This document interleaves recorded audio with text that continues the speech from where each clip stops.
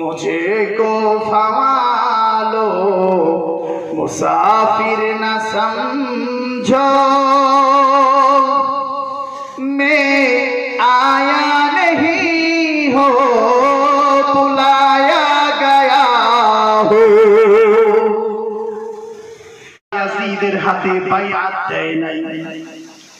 ইয়াজিদের অনেক বড় বড় সাহাবীরা তারে আমির হিসেবে মানে নাই, কারণ ইয়াজিদের ভিতরে অনেক বড় সমস্যা ছিল।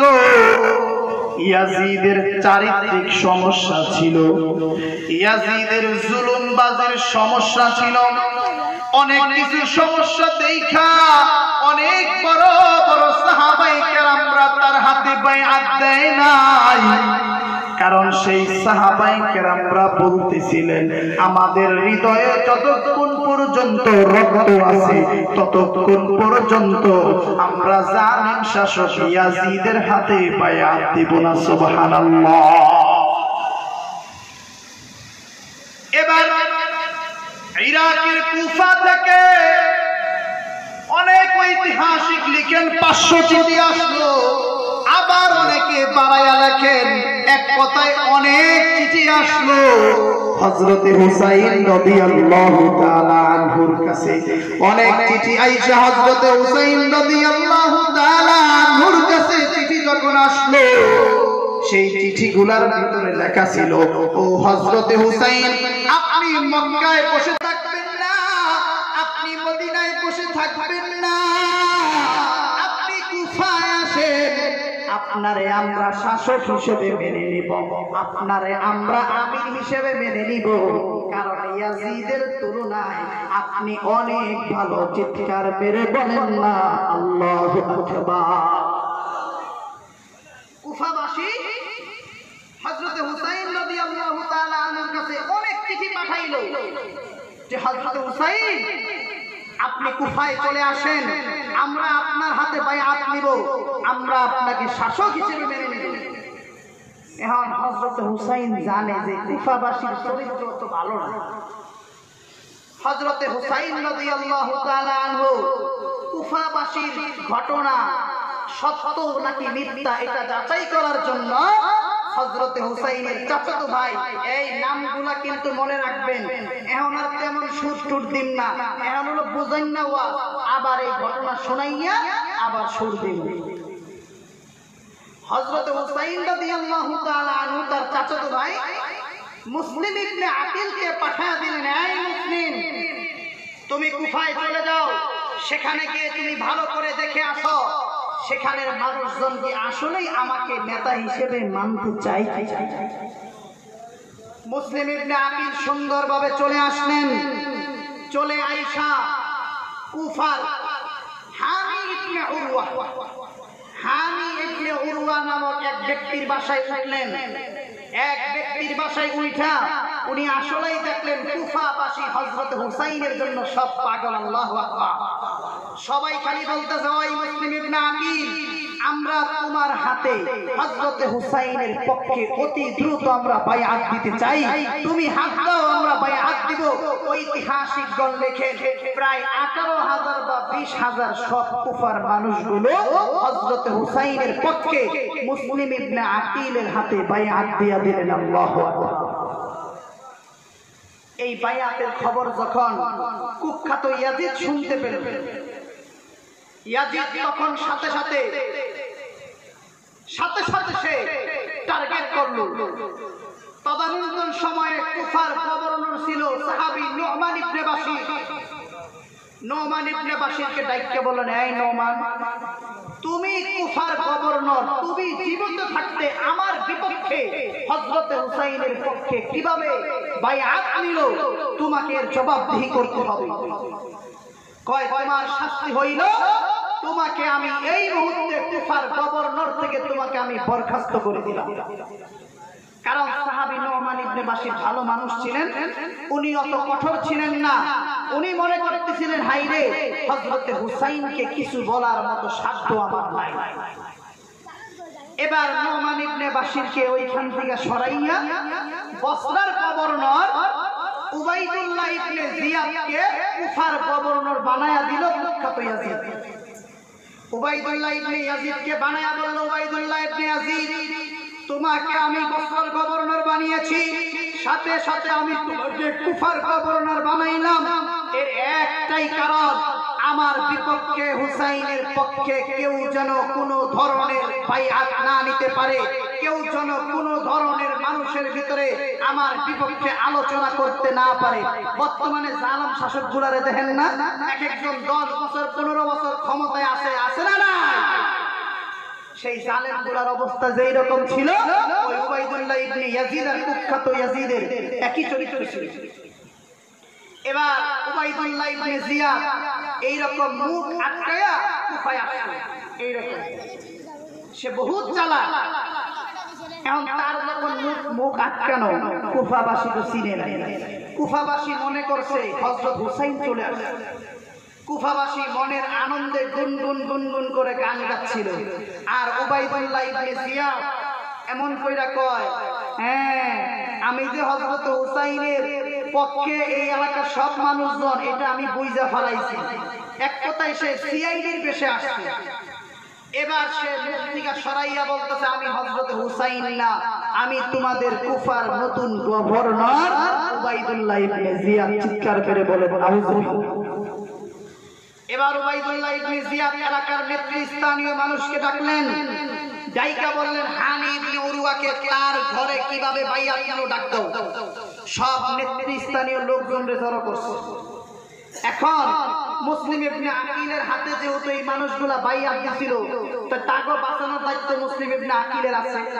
আর মুসলিম ইবনে আকিল দেখলো সব মানুষ হযরত হুসাইনের পক্ষের মানুষ, তো চলো প্রশাসনিক ভবন আজকে ঘেরাও করব, আমাদের লোকদেরকে মুক্ত করেই ছাড়বো ইনশাআল্লাহ। এবার মুসলিম ইবনে আকিল সবাই নিয়ে প্রশাসনিক ভবনের সামনে আসলেন। প্রশাসনিক ভবনের সামনে আইসা বলতেছেন, ওই কুফার নতুন গভর্নর উবাইদুল্লাহ ইবনে জিয়াদ, হযরত হুসাইনের পক্ষের মানুষগুলারে তুমি ছাইরা দাও। তুমি যদি ছেড়ে না দাও, তোমার এই প্রশাসনিক ভবনকে আমরা দুমড়ে মুচড়ে ভেঙে ফেলবো। উবাইদুল্লাহ ইবনে জিয়াদ খুব চালাক মানুষ। সে এলাকার নেতাদেরকে নিয়ে ছাদে চইলা গেল।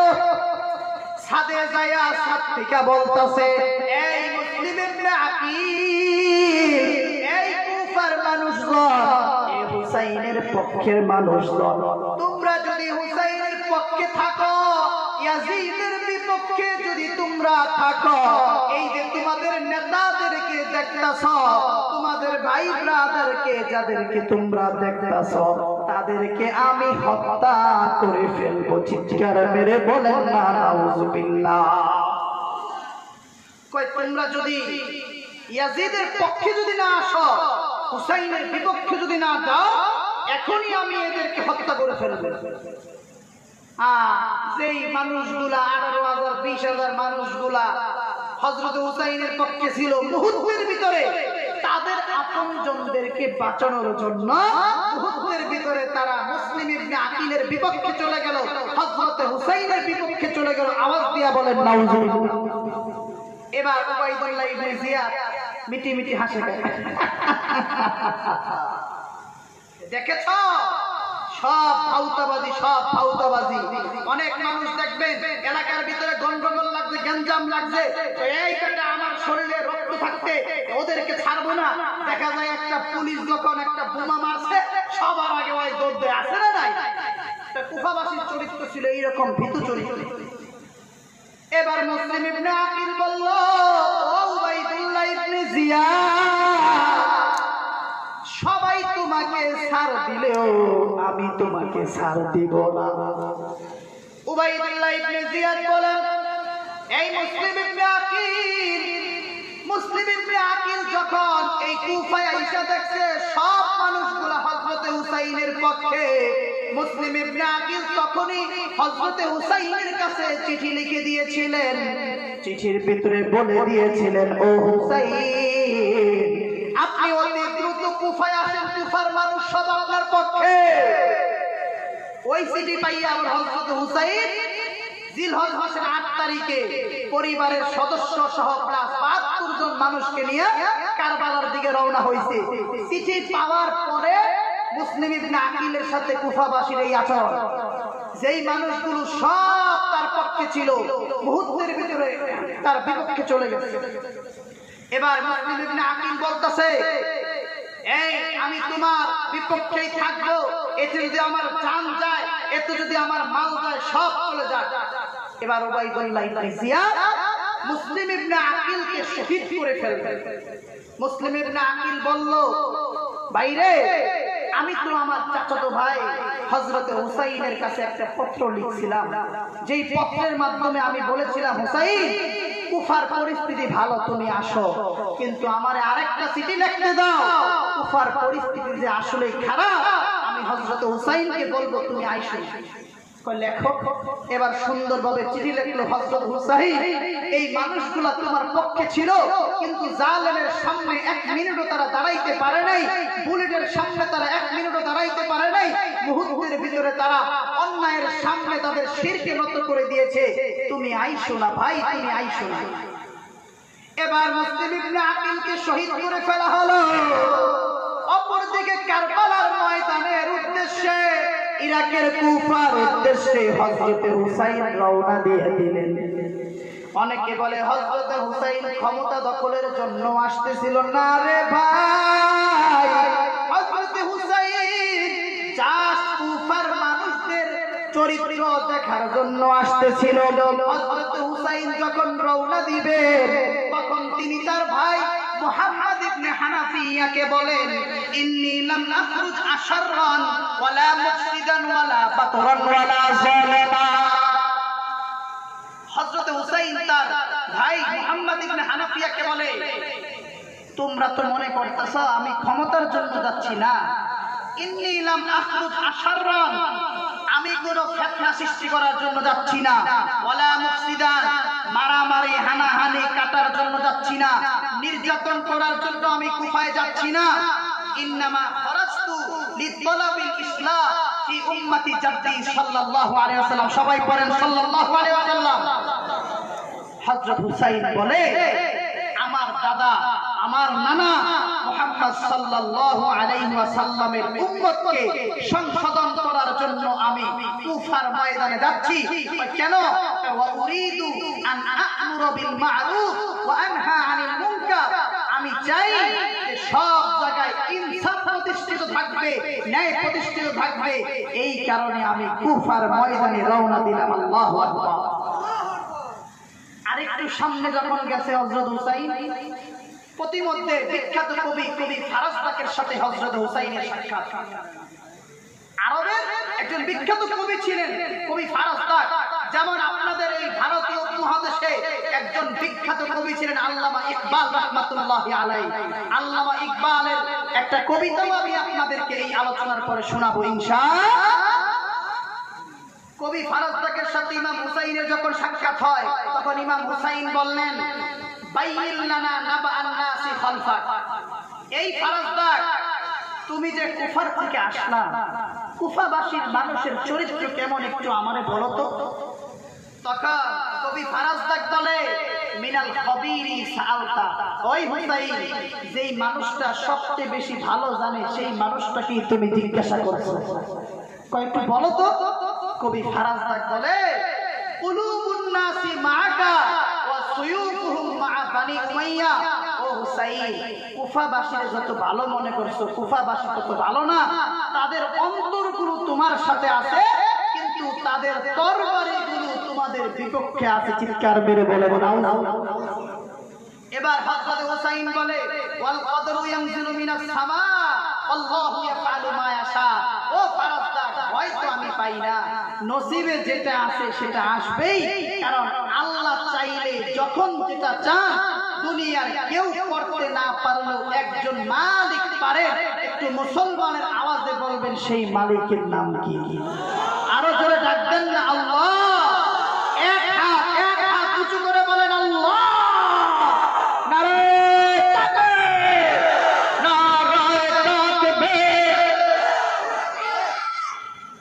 এবার হযরতে হুসাইন সুন্দরভাবে ফারাজদাকের সাথে কথা বইলা গল্প কইরা সুন্দরভাবে রওনা দিছে মতন মুহাম্মদ ইবনে আশআস নামক এক ব্যক্তি একটা চিঠি নিয়ে আসে, যে চিঠির ভিতরে তার চাচাতো ভাই মুসলিম ইবনে আকিলের মৃত্যুর সংবাদ লেখা। হযরত হুসাইন তার চাচাতো ভাইয়ের মৃত্যুর সংবাদ পেয়ে মন খুব খারাপ করে বললেন, কুল্লু মা কুদ্দিরু নাজিল ইনদাল্লাহি নাহতাসিবু আনফুসানা ওয়া ফাসাদা উম্মাতিনা।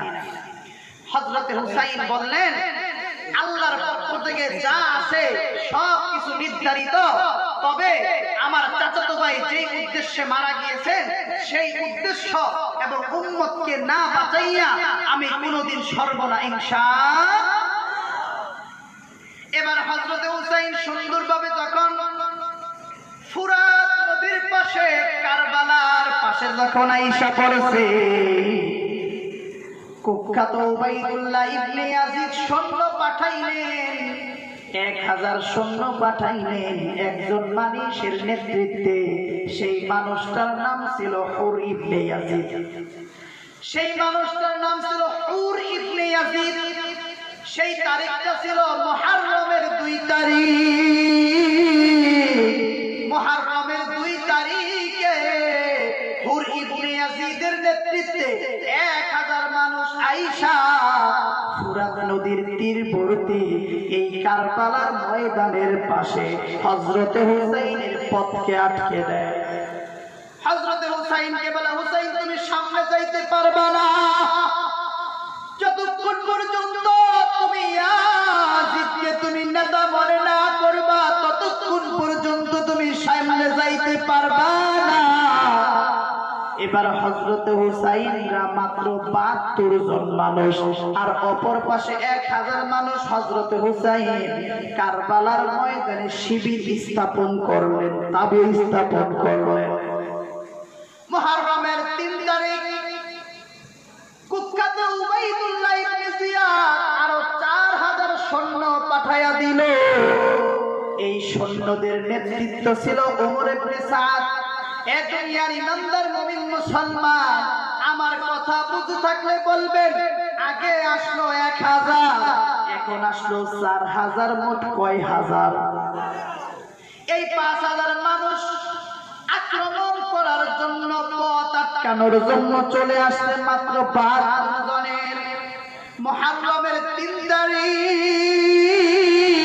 এই 5000 মানুষ মিলা হযরত হুসাইনকে বলে, হুসাইন তুমি যদি আমাদের নেতার প্রতি আনুগত্য না করো তোমারে আমরা সামনে যাইতে দিব না।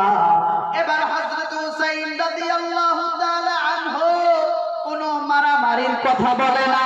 হযরত হুসাইন রাদিয়াল্লাহু তাআলা 3টা শান্তি প্রস্তাব করলেন। মুসলমানের আওয়াজে বলবেন কয়টা? হযরত হুসাইন বলে, আমারে তোমরা মক্কায় চলে যেতে দাও, অথবা তোমরা মুসলমানদের সীমান্তবর্তী কোন একটা অঞ্চলে আমারে যেতে দাও, সেখানে আমি কাফেরদের সাথে যুদ্ধ করতে করতে শহীদ হয়ে যাব। অথবা তোমরা আমার সাথে যে বেয়াদবি করতেছ, আমি একটু দামেস্কে তোমাদের নেতা ইয়াজিদের সাথে দেখা করতে চাই। এই 3টা প্রস্তাব হযরত হুসাইন দিলেন। এ বাবা, এই 3টা প্রস্তাবের ভিতরে কোন একটা প্রস্তাব কি খারাপ ছিল নাকি? হযরত হুসাইনের এই জালেম গুলো হযরত হুসাইনের একটা প্রস্তাবেও রাজি হইল না। এই 5000 মানুষের 2 জন নেতা ছিল, একজন নেতা হলো হুর ইবনে ইয়াজিদ, আরেকজন ছিল ওমর ইবনে সাদ। এই 2 জন চিঠি লেখা পাঠাইলো, তাদের গভর্নরের কাছে পাঠাইলো, ও উবাইদুল্লাহ ইবনে জিয়াদ সে তো শান্তি প্রস্তাব করে, তার শান্তি প্রস্তাব কি আমরা গ্রহণ করব কিনা? উবাইদুল্লাহ ইবনে জিয়াদ বলল, না, এই হুসাইনের শান্তি প্রস্তাব গ্রহণ করা যাবে না। তোমরা তার কাছে বলো, তুমি যদি ইয়াজিদকে মেনে নাও তাহলেই তোমার ছাড় আছে, অন্যথায় তোমাকে আমরা ছাড়তে দিব না। এই যখন অবস্থা, মুহররমের 4 তারিখ গেল, 5 তারিখ গেল, 6 তারিখ গেল, কারবালার ময়দানে শিশু সন্তানদেরকে নিয়ে, মহিলাদেরকে নিয়ে হযরত হুসাইন রাদিয়াল্লাহু তাআলা আনহু থাকতেছিলেন, ইবাদত করতেছিলেন, কারো কোনো ক্ষতি করতেছিলেন না। আহারে জালেমগুলোর কোনো মায়া ছিল না। মুহররমের 7 তারিখ যখন আসলো, এই জালেমগুলো পাশে যেহেতু বড় নদী, এত বড় নদী থাকলে কেউ তো পানি ঘরের ভিতরে রাখে না, যখনই পানি লাগে নদীর দিকে নিয়ে আসে। কিন্তু এই জালেমগুলা মুহররমের 7 তারিখে নবীর কলিজার টুকরা ভাই হযরত হুসাইন যেন একটু পানি পান করতে না পারে, নবী পরিবারের সদস্যরা যেন পানি পান করতে না পারে, এই কারণে তাদের পানি বন্ধ করে দিল। চিৎকার মেরে বলেন না নাউজুবিল্লাহ। হযরত হুসাইনের মনে বড় ব্যথা।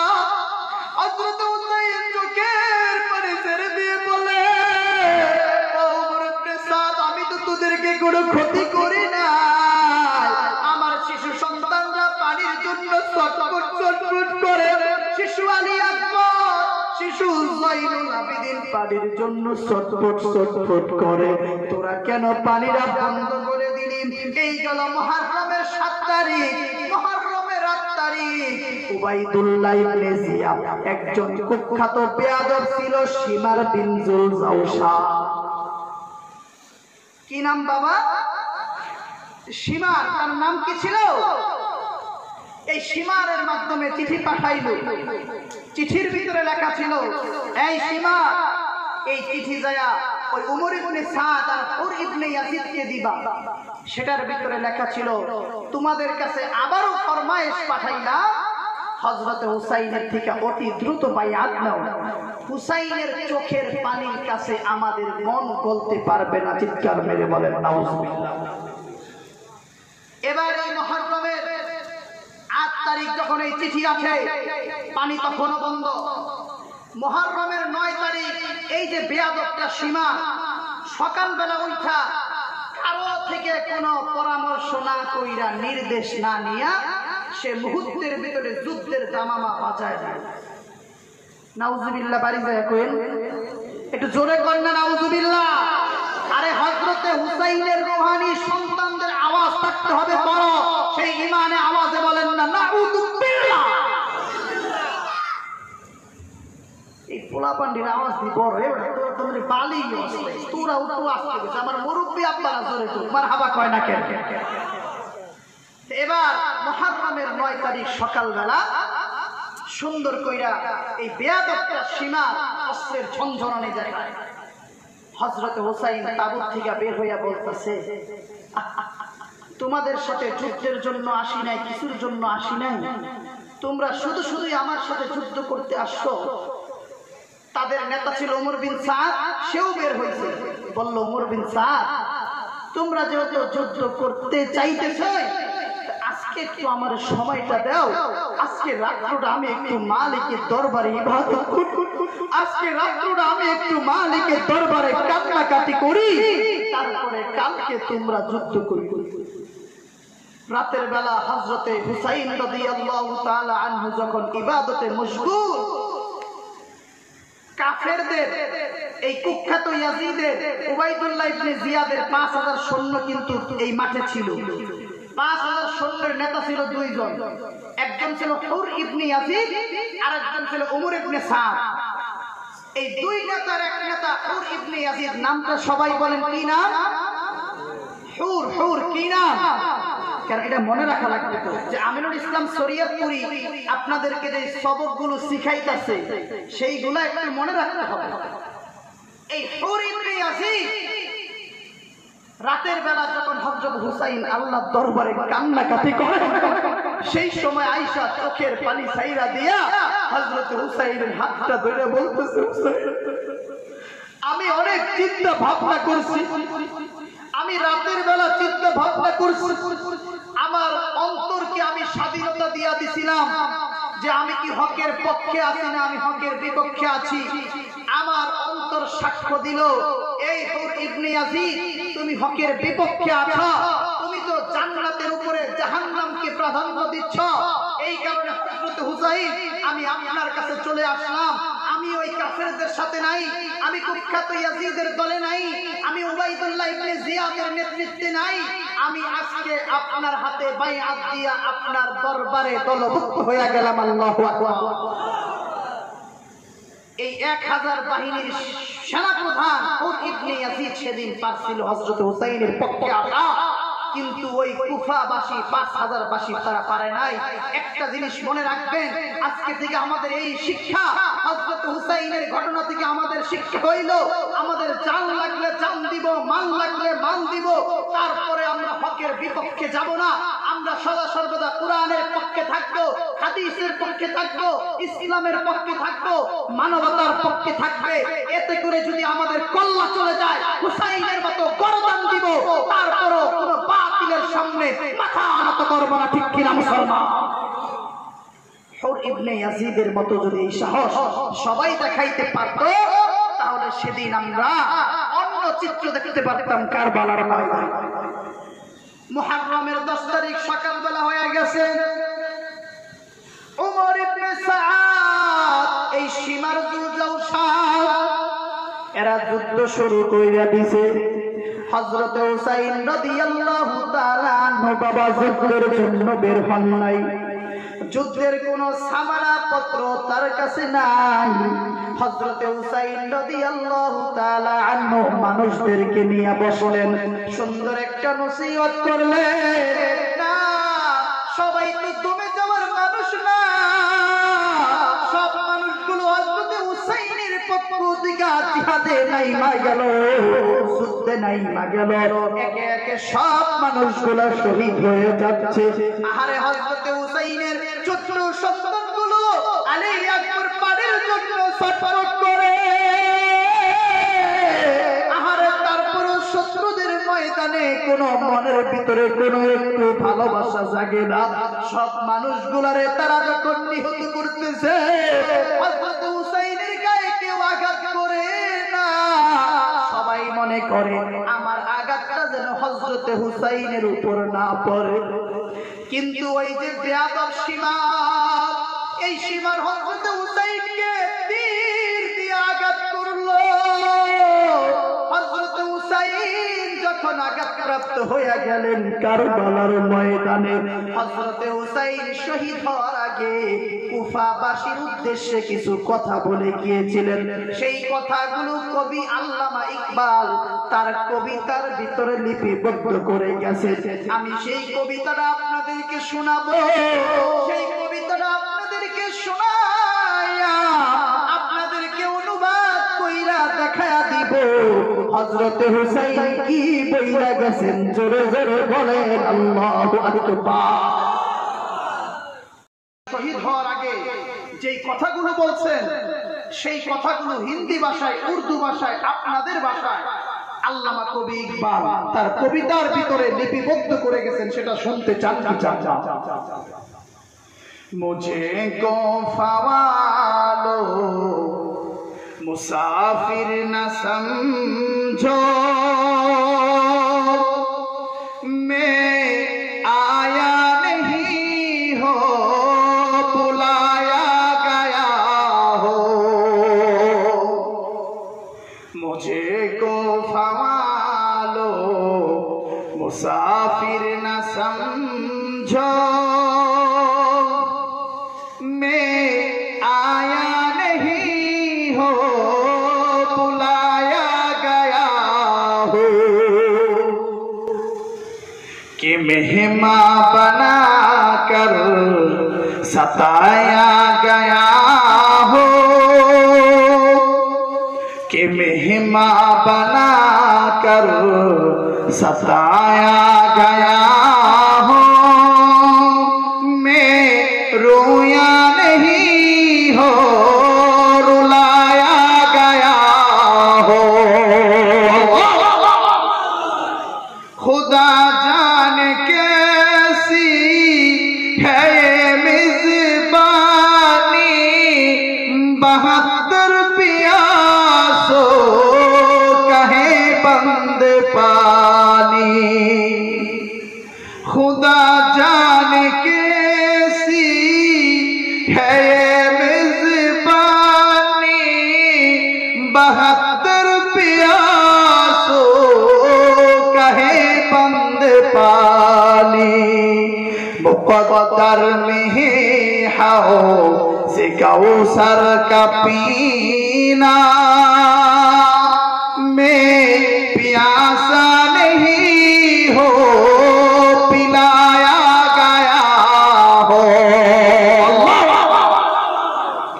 झुकाता जो सर पर गाहे खुदा में, वही सर कलम हो गया करबला में। झुकाता जो सर पर गाहे खुदा में, वही सर कलम हो गया करबला में। शहादत की मंजिल को पाया है मैंने, शहादत की मंजिल को पाया है मैंने। मैं मुर्दा नहीं हो जिलाया गया हो। अल्लाह मुझे को फवालो मुसाफिर न समझो, मैं आया नहीं हो बुलाया गया हो। कि मेहमान बना कर सताया गया हो।